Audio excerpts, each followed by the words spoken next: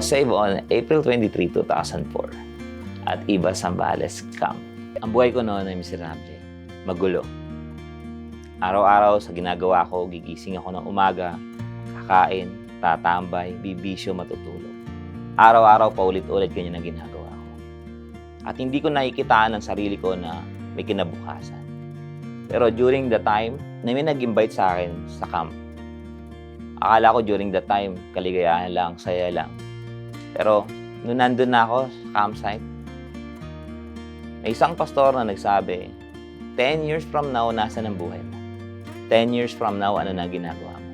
Ano na ang kalagayan mo?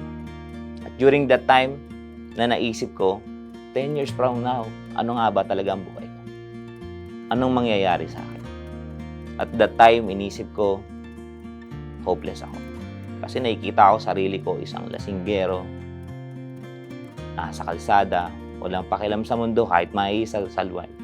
Ganun nakikita ako, walang kinabukasan, walang pag-asa talaga. Kaya during that time, hopeless ako.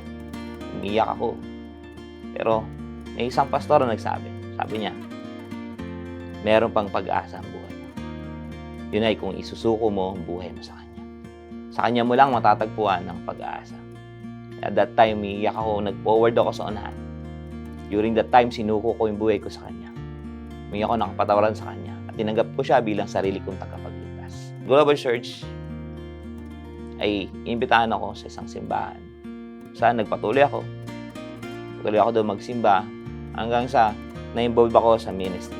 Ang unang ministry ko noon, kids dyan. Kami sa mga bata. Nagpapapit ako during that time. And after that, Pastor Cory, tinapak ko na magbantay ng student center.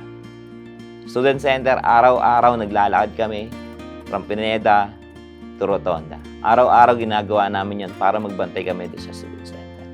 After nun, Chapter Peps, tinap naman ako mag-drama sa camp kung saan nandun kami, nagdrama kami doon.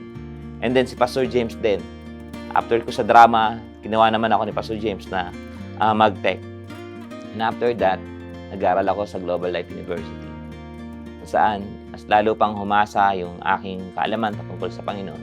At nakikita ko na talaga yung sarili ko na malayo na sa dati. Hanggang sa na-involved na ako sa mas matataas na posisyon.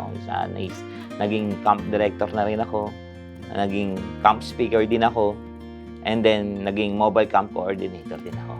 Na-confirm ko yung calling ko na nasa camp ako lagi. During that time na nandun ako sa camp, nakita ko yung mga kabataan na nagpo-forward. Inuso ko yung buhay nila sa Panginoon. During that time, nakita ko rin sarili ko na nakaupo doon. Ako saan, isang campers lang din na magulong buhay. Na sinuko yung buhay niya sa Panginoon. At during that time, sabi ko, Lord, gusto kong maging tulay din ako ng pagbabago ng mga kabataan ako. Gusto kong ihayag yung salita mo. Gusto kong maging pastor someday. Kasi na-inspired ako sa mga preachers sa camp, kung saan hinahayag yung salita ng Diyos.